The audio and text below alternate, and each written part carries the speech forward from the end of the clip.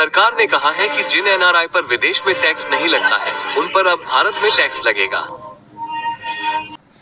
दोस्तों, ये 11 सालों में देश के 12 कैसे बजे एनआरआईज भी समझ गए हैं।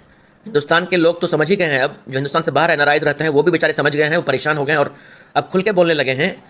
ये आप सुन सकते हैं।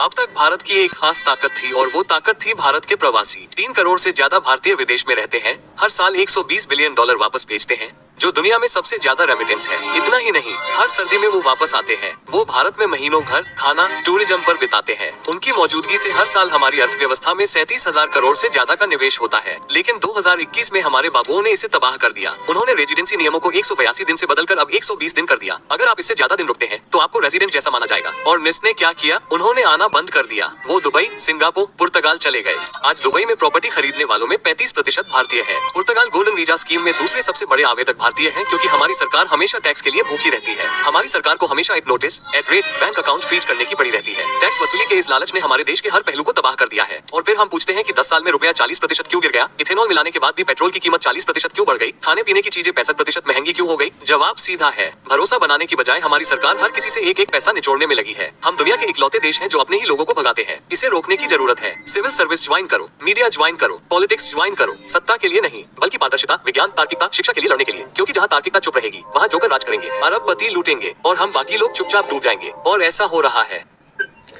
इस तरह के ऑथेंटिक इन्फॉर्मेशन के लिए प्लीज़ लाइक, सब्सक्राइब करें रिसर्च इंडिया स्क्रीन को।